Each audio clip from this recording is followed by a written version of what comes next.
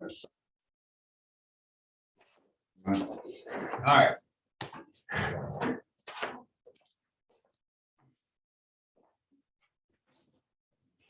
Oh, wrong one.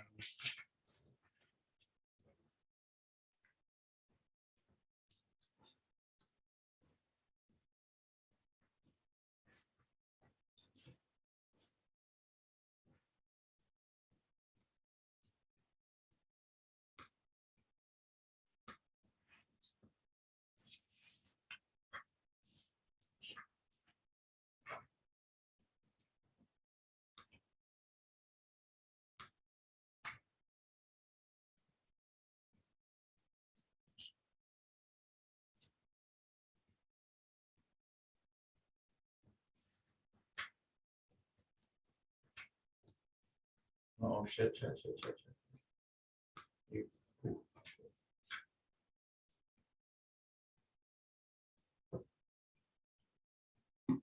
Okay. No, I do that. Continue. Got it. Okay, here we go. 2 participants. Me in the office. So I log in, pump up the numbers. All right, we're gonna do Docusign today. Share my screen. Okay. So for anyone who is just brand new, never done anything with Docusign, you have to sign up for an account first. So, yeah. So your name on the top right-hand corner, and then you got your settings. It's gonna be one of the first, it should be one of the first apps that pops up in the middle of the screen after you click on settings and it loads.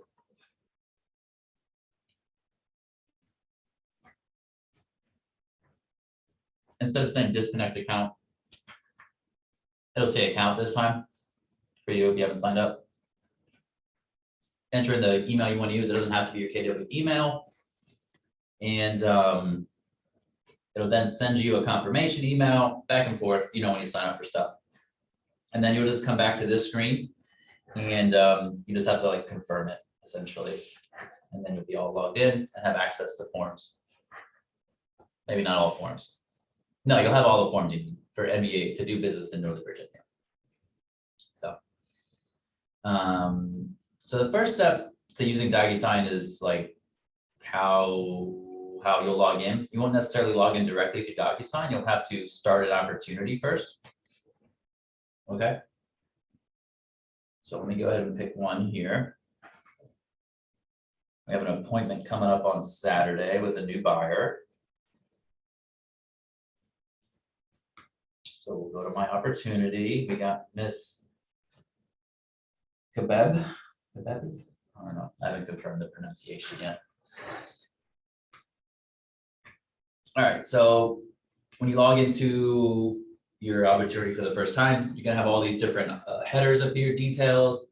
It'll say buyer or seller profile. There's a new option now in selling opportunities, listing opportunities for marketing. So you can go directly to marketing and stuff now.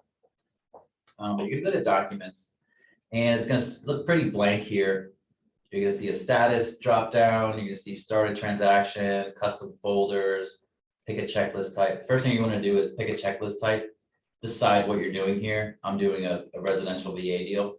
So that'll give me all the checklist items that I need, that I know I have to turn into the office for compliance.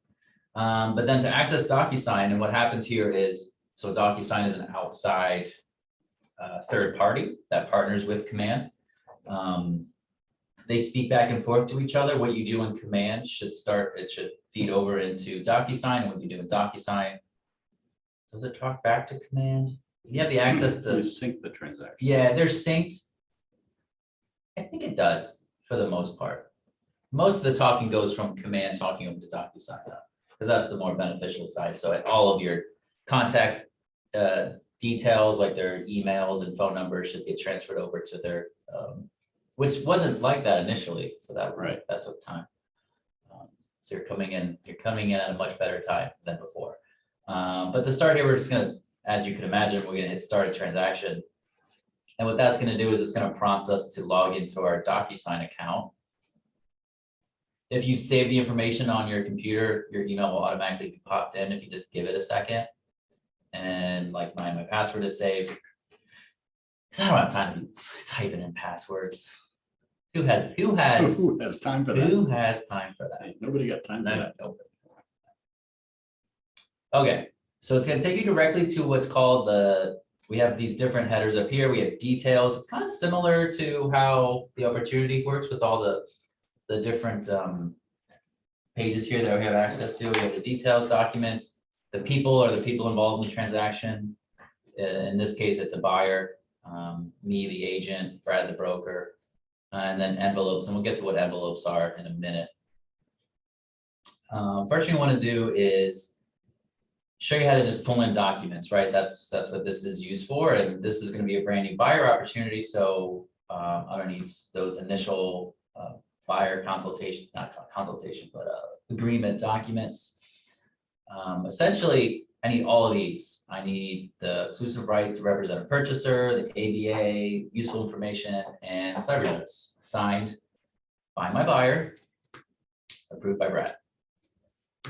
All right, so we hit the add button, and then we have a few different options here. The computer option is like when someone's sending you a PDF that you need then your clients to countersign. A cool function here is you can actually, if you have just something downloaded you can see down here in my toolbar, I have a document already here that I downloaded. You can simply click and drag and add that. I like to do that for quickly adding the deport disclosures, especially for buyers. I just download it from the MLS. It sits in the bar down there if you're using Google Chrome, and then I just drag it. So I don't have to like hit computer, hit upload, find the folder, click the button. It's just fewer steps for me. That's the fastest way I found to do it. And then from here, once we have this document in here, we can do a couple things with it. As with buyers, you're going to be, I mean, if you submit a contract and you get your first one submitted and they went real aggressive, you know, hats off, congrats. But most likely you'll be writing a ton of contracts. What I've found is that it makes the docs area cluttered beyond belief very quickly because you have all the forms that are going to be in here in a second when I show you that. You're going to have all of your signed documents. Then you're going to have all the certifications for all the different documents that you had signed, which is essentially the paper trail of them signing it, right? So what I like to do is once I've moved on from a contract, didn't get accepted, I click all the old signed documents, anything that I don't need for this new part, since it's the same buyer, we're not going to start a new room. We're going to keep it all here. I'm going to refer to these options, these little gray icons up here now, and these icons pop up once we select a PDF or a form. I'm going to go ahead and archive that. I can archive or I can delete it. I tend to lean towards archiving everything. I don't like to delete anything because I just like to have a history of everything. In this case, I'm going to delete it because this has nothing to do with this transaction. So there's no reason for me to keep it. So I'm going to delete it. Another important step here is once you start archiving stuff, you may have to go back and unarchive stuff, right? But as you can see, there's nothing here. I should archive it to prove this point, but I don't know how to do that. So I'll archive it and now it's gone, right? I can't see it. All right, so it's archived. Potentially I should be able to access that document still and bring it back. So we have these other two drop downs. We can sort by the newest. We can sort by the owner of the file. We can sort by the name, sort by the oldest. I've always defaulted to the newest. I've never changed that. Maybe you like to look at it differently, but if you want to find those archive documents, that's to check this second checkbox and then go to archive documents. And now we have access to it. We can click on it, click the same archive button. It actually looks a little different now. There's now an arrow pointing up. So it basically sent it to hell. Now we're bringing it back up again is what's happening. And then we can unarchive it. And then you're like, oh no, but now I can't see it again. Well, again, we have to change the drop down back to active documents. So now we can see all the active stuff. That's what I would do when you're going through and doing multiple contracts. Just get rid of the old stuff and archive it. I wouldn't delete, I would keep it Mhm. for historical records. Another thing I like to do is, I like to create, this is what I do right when I start a brand new one, is I will add a folder and I will do contract docs. And this is something that we used to do in Dotloop, to keep because Brad would come into Dotloop directly and approve stuff. Fire docs, 'cause I like to create folders and that way, once I get on my buyer doc sign, I can just put all the forms in here. I can put all of the signed documents in here, and then I can archive it, and then I know that they're all there, and then it won't be muddied up with. I know there's a search function here, but sometimes it's easier just to look at something and click instead of having to search for it. So when a single client is putting in a succession, single buyer client's putting in a succession of offers on different properties. And when you say succession, do you mean like multiple contracts on like the same weekend? No, they. We'll call it a week apart. The contract so didn't they- get accepted, we're gonna do another contract. Right. Okay. So what's the best way to organize Docusign to keep all of those potential transactions separate? So that essentially the The rows, I'm sorry, the folders. folders, Yeah. yeah. But once you archive them, then you're not gonna see all those, Right. that old sign stuff. Yeah. I always keep the forms up though. Mhm. I keep the forms up. So let me go ahead and just add the forms here. Let's see, Docusign forms. I'm gonna go ahead and add the KW ones first. We'll do the ABA, the cyber notice. And then we'll do all the NVAR stuff. And buyer. Exclusive right to represent buyer. I'm gonna go ahead and choose my buyer template, and then we're gonna go over. Update the template.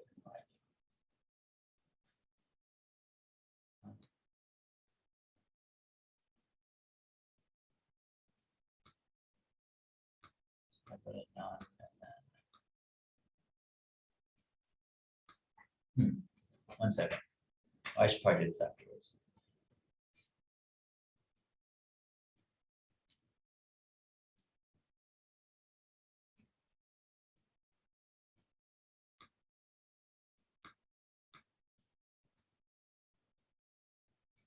Did something change on the buyer representation agreement this January?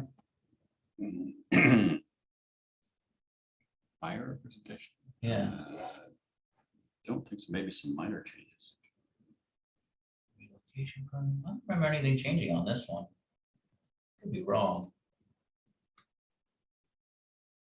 That would never happen. Me being wrong? Yeah. I get wrong.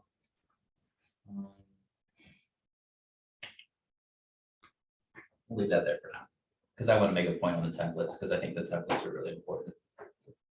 They're helpful. And then we're gonna need the, what's that other one? I wish we're confused, like, okay, it's useful information. Useful information. And then, you know what, you might as well go ahead and throw in that, acknowledgement of potential adverse consequences if you're working with buyers these days.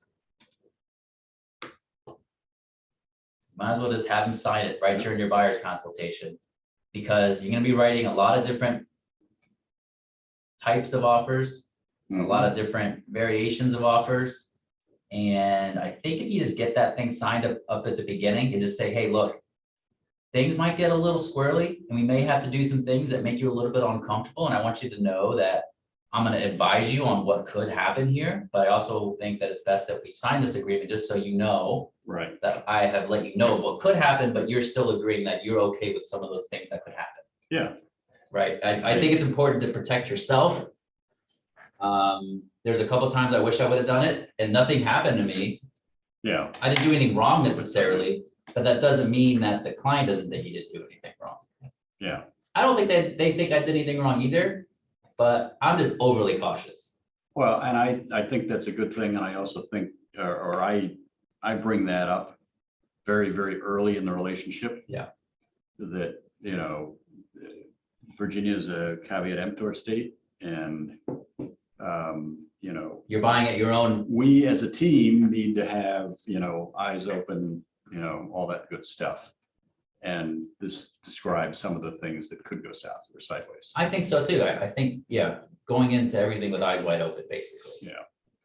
To me, that sends a signal to the client that you're aware that things could go sideways. Yeah. As opposed to, oh, how did that happen? Yeah, what? I never expected that to happen. Like, no, I think we talked about this, like something like this could happen, but we're ready for it because we did this, this, and this, right? Right. So we got all our forms put in here. And these are gonna be, these are all buyer docs, right? So I'm gonna go ahead and click these. And what we're gonna do is I'm gonna click on this actions button, which could have selected all, would have been nice. But then I'm gonna move them, and then I'm gonna move them to my folder in current room, and then I'm gonna move them to the buyer docs folder. So now they're all under buyer docs. And it's, I don't know, that's just the way I like to see things organized. If you haven't used Docusign before and you're a new agent, or maybe you're just new to Docusign, you're not used to like any type of organization, I would recommend to give it a try on the, like, if you're just starting this, it'll make your life easier, I think. So Yeah. a little bit of work on the front end, but I mean, but it took a couple minutes, so you're getting paid a lot of money to do these things, so.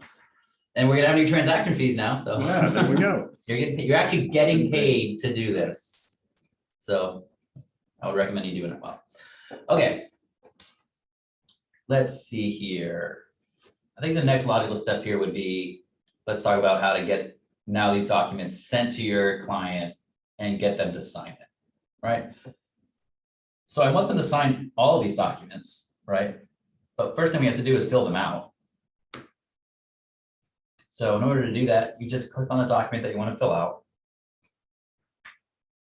And I'm not going to go through and fill this whole thing out, but so let's say we would say 4/27/2022 and the date. There are some areas where it does not let you put in certain types of either a percent, or you can't put in like multiple emails. If you want to put in like multiple emails into something and there's a spot on the contract where you may, where it doesn't let you do it in this phase, I'm going to show you how to do that once we get to the next part. That becomes important when you're talking about delivery. Mhm. I think that's kind of what I'm referencing there. But anyway, you're going to go through, I mean, everyone's going to fill out this document to how they essentially run their business. But what I really want to show you is, as you can see, I already have all this stuff filled in with my name, Brad's name, my information up top. We already have, I already have the broker address all filled in, right? I'm going to show you how to get there so that way you don't have to keep refilling this stuff in over and over and over again, right? Hence why I used my template. So once we were satisfied that we filled this thing out the way we do for all of our clients, right? We do one for one, one for all, right? We have to be consistent, especially during Fair Housing Month when they got a close eye on us. All the months though, really. Is this being recorded? Holy cow, sweating. All right, so let's just presume I went into all of these things and filled everything out for them, right? So let's go ahead and I'm gonna go ahead and select all again. And now, again, anytime you select the document, we get this toolbar. Again, these gray toolbars. What we're gonna do is we're gonna click the pen. Makes sense, right? A pen, people are gonna sign stuff. And what this does is it creates, let's call it envelope. So you have to imagine Docusign was not intended to be specifically a real estate signature application, right? What we did was we partnered with Docusign because we didn't want to partner with Dotloop, which was then purchased by Zillow. And we've had to kind of morph this thing into something useful for a specific purpose, which was real estate, okay? They've done a pretty good job of it as of now, but just keep that in mind when you're kind of navigating, I think it might help to wrap your head around why some of these things seem more mechanical or clunkier than they should. I like to give all my envelope names something pertinent to what I'm actually sending. When you start writing a lot of contracts, you're going to start to have the screen filled with a lot of different things, and you're going to want to access this stuff quickly. And the only way to do that is to leave breadcrumbs for yourself, and labeling stuff is the best way to do that.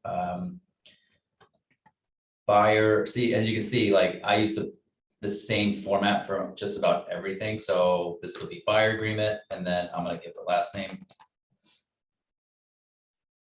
I try to just stay consistent, and that way it pops up for me, and I just that's either an address, that's a name. It's either a name or an address, really. So super easy. At this point, that's your first step when it gets to the envelope. The second step here is you have to arrange these documents in the order that you want your client to see them. Maybe you don't think it's important, the order. I tend to like to have them sign the most important thing first.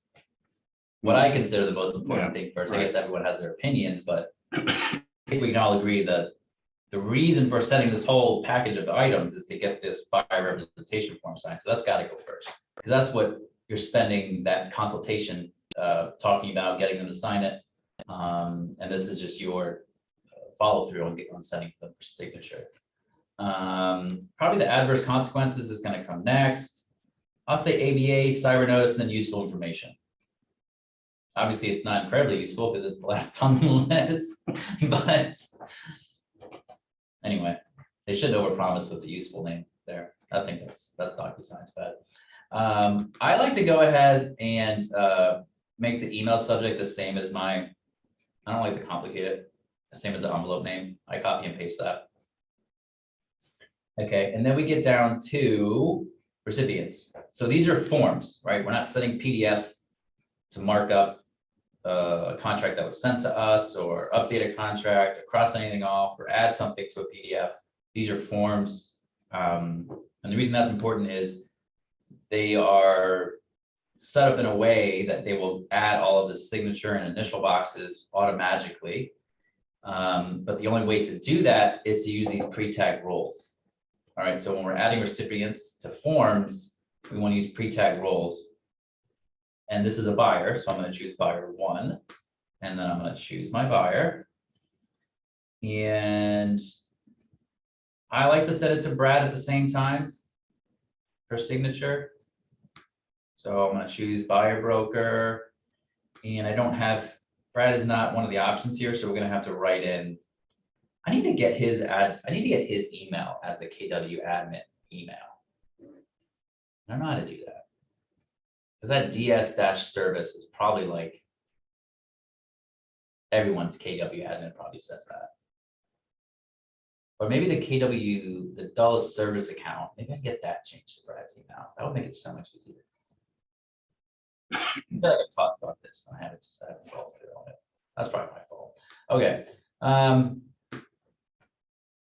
So we add those. Next thing we're going to notice here is we have these numbers 1 and 1. 1 and 1 means it's going to get sent to both of them at the exact same time. They could both open up these emails and sign them right then. We don't want that in this case. If we were sending this just to 2 buyers, like sending a contract to 2 buyers, the 1 and 1 is fine. But Brad wants to see something that's already been signed. So we're going to give him a designation of 2 here, and then we're going to fill out his information. Bradley Boland, and then his email is bradleyboland@gmail.com. All right. So just to review, we labeled our envelope, we put them in order, we added pre-tag roles for the recipients, and then we copy and paste the email subject from the envelope name. Okay. We click next to move forward.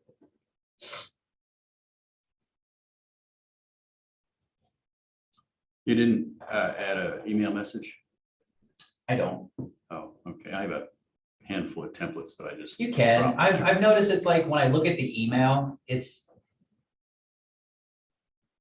kind of like in that box of stuff, and I don't even notice that they read it.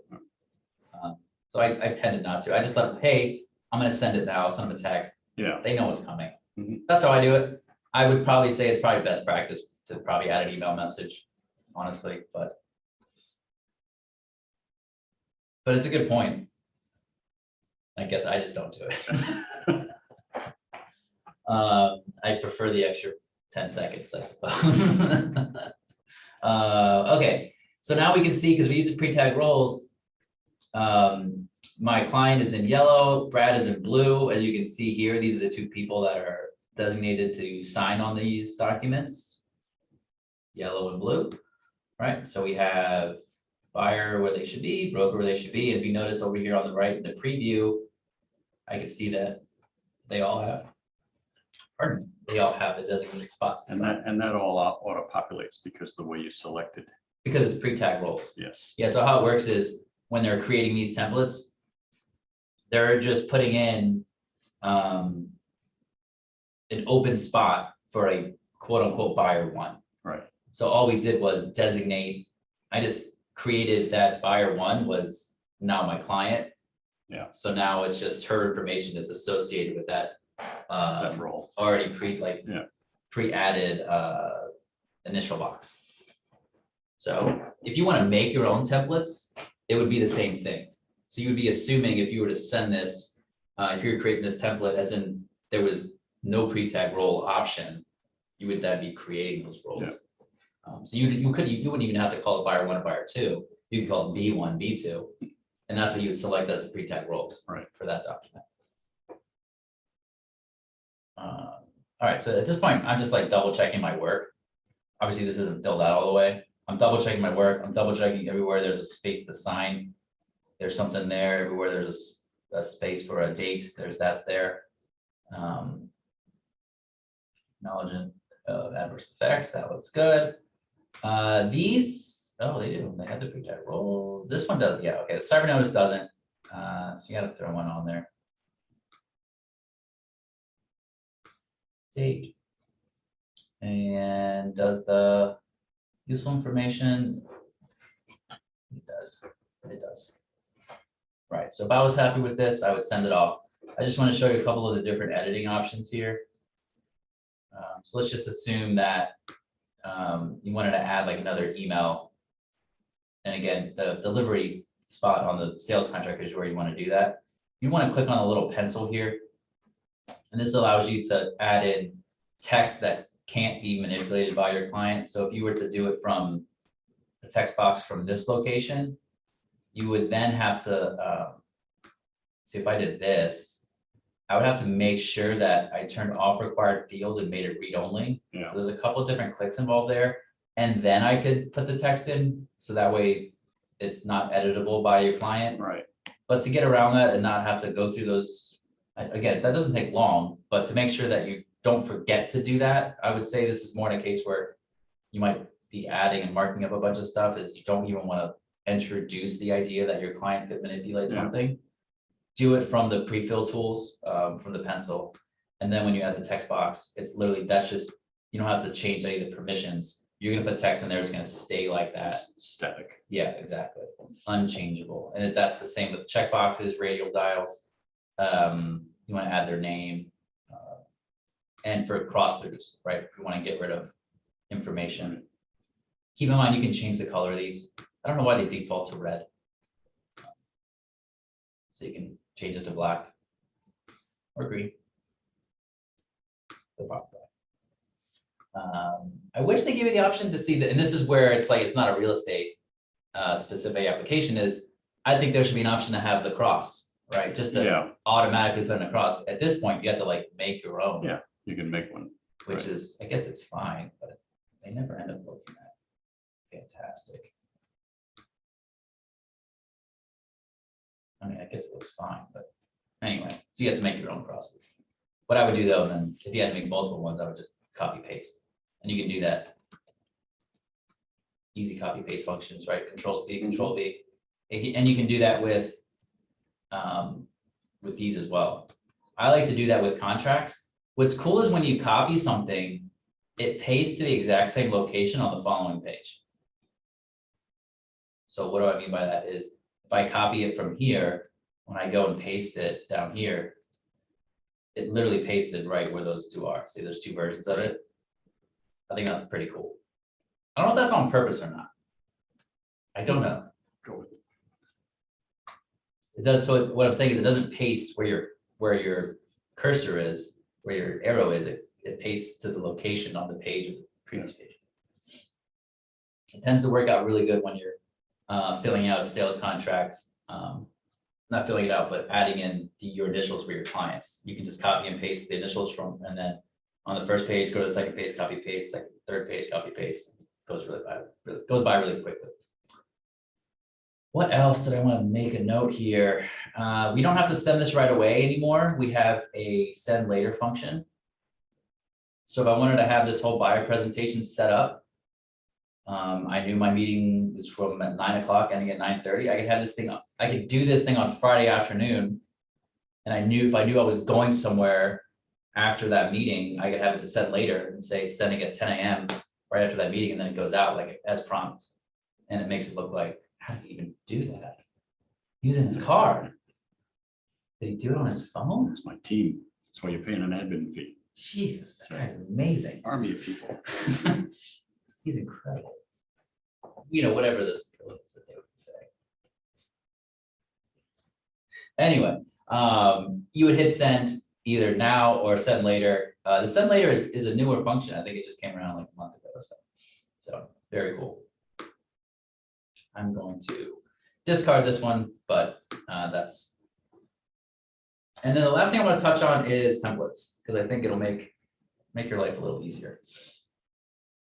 So what we want to do for creating a template, and a template is, as I showed you before on the buyer representation agreement, is when you open a document or when you're choosing documents, there was a little drop down there that I chose the template for my buyer agreement, right? Because it already had all the brokerage information, had my information,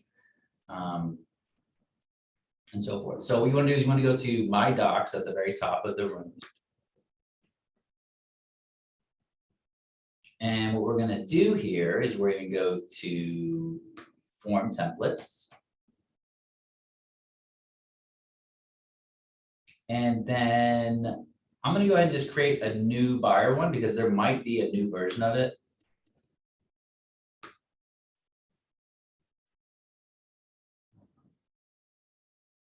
So I'm going to create a form template. That's fine. I'm going to take it from NBAR. Buyer rep. Okay. I'm going to select the form that we want to create a template for. I'm going to use that.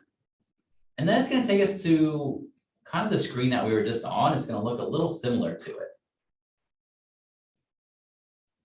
I'm sorry, the screen where you're like filling out information. So what we're going to do is literally fill out the information that we want to pop up every time.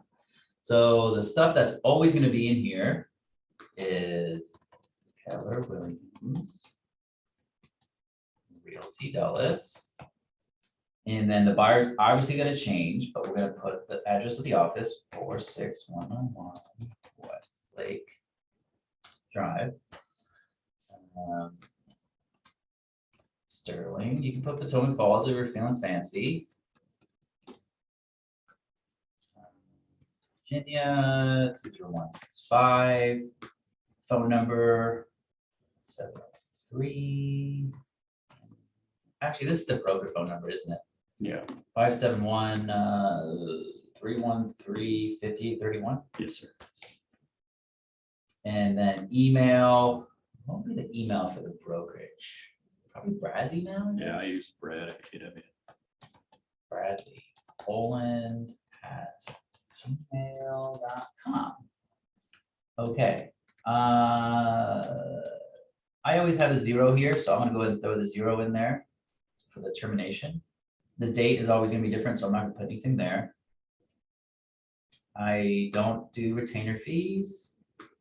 I'm going to put a 0 there. I always do 30 days here. Could be a relocation program, so I'm not going to mess with that. They could push back on the consents, but I almost always click that to begin with. You can always change it, but I'm going to go ahead and select those to start off with. buyer does or does not hold active or inactive real estate. I mean, might as well check it. The odds of that happening to you are pretty low. You can always go back and change it. All right, so then we're gonna put in my name, title, I don't have a team, my phone number. Boom.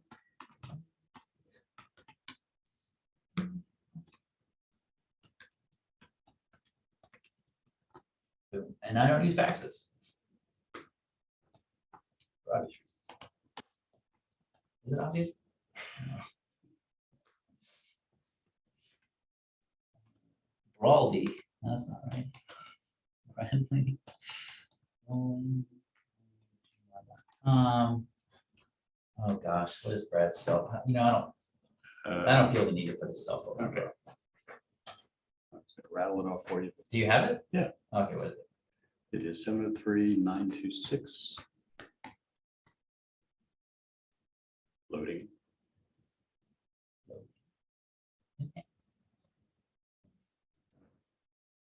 6189. 189. Okay. So we got that filled out. We're gonna hit save and close. And now we have a template. So every time I go and select that buyer's agreement, I want to go and hit the drop down and select my template, and then all that information will pop up every time, and I don't have to keep filling it out. And you can go across the board and do that to all of your documents that you use often. The one I would definitely recommend doing is the sales contract, especially because that last page has all that information that you have to put in, which I despise that we have to do that page. I think that part takes the longest. That I can build the rest of the contract in like a couple minutes. This part takes the majority of the time. The majority of the time. Yes. Particularly if the other agent isn't sharing their information. Exactly. And then you have to go looking on D4 for their, for their broker's license number. And I like to put all that information in there every single time because I don't know. Are they gonna look at it and be like a close one and they're like, well, this guy didn't even fill out the information at the end of the last page, like what kind of deal is this gonna be? I mean. Well, and to me, that becomes my reference. If I need to look the guy up, Yeah, the other broker or other agent. Yeah. I just go to the contract. there you go. Because everything should be on the contract. And I also find that the information in the listings is sometimes not correct. True. Their information. So would you review loading a pre-filled template into a room? Loading a pre-filled template. So when you're in the documents section of a room, how do you upload the template or how do you add the template? The one we just made? Sure. Okay. So it depends on a couple different ways to do it. If you made a template from a standard PDF, like you created your own template, I don't think you can add it from the document section.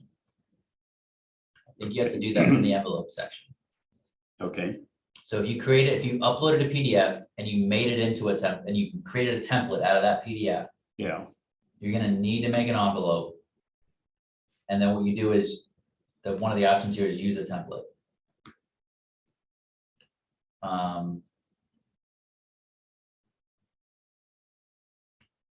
And then you would templates. Okay. And then you would find the template that you created. What all templates is, it's loading. It's gotta be a lot. Well, you could have subdirectories in the templates thing, right? You can, yeah.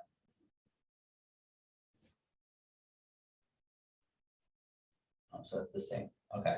Yeah, so like the referral form, I created a template for that because it's just a PDF. Right. And there's a lot of boxes in there and I didn't want to have to keep. Yeah.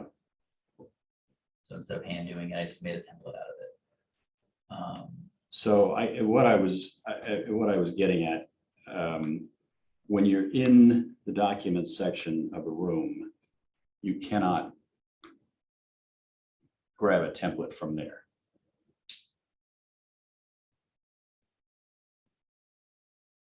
If it's one of the MBAR forms or you made it a form that's already in our library and you create a template out of a form, Mhm. you can. You can bring in that template of a form. If you uploaded a PDF and created a template from a PDF of something that wasn't already in Docusign, then you Okay. got to go through the envelopes section. Okay, so when I'm in a room in documents and I click add, Mhm. templates is not an option. Right. So how do I get there? If I don't go to envelopes? Okay, so a couple of different ways. If you already pulled in the document, you would go and click on it. And I think I could change it to the template from here. I'm pretty sure I've done this, but let me just double check. Okay, so if you brought it in, and you forgot to bring it in as a template, Yeah, then you can click on the little gray page and you can say apply form template. okay, And then we're gonna choose that and apply. okay. Okay, it was already applied, but Yeah, I'm just showing you the right, steps. understand. If you didn't bring it in yet and you want to bring it in as that template, then when you click the add and we're going to DocuSign forms. Okay, so it's already in view, so let me fudge. Okay, I have the sales contract though. So then we have our sales contract. I would click that and then this little drop down pops up. Mhm. See, it says template up here, Got it, template, okay, add selected. And now that's the template that I created for that sales contract. So it'll have that whole full page Yeah. 16 filled out. Let's just double check.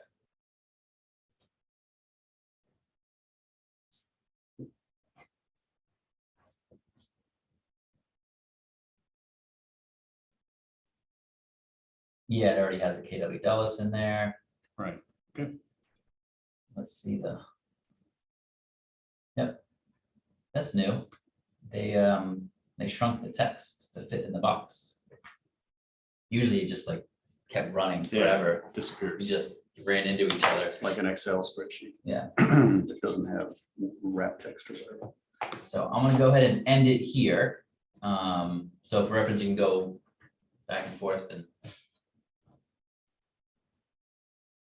Yeah. I don't know where I was going with that. I'm gonna end it here. All right. Thank you. Stop.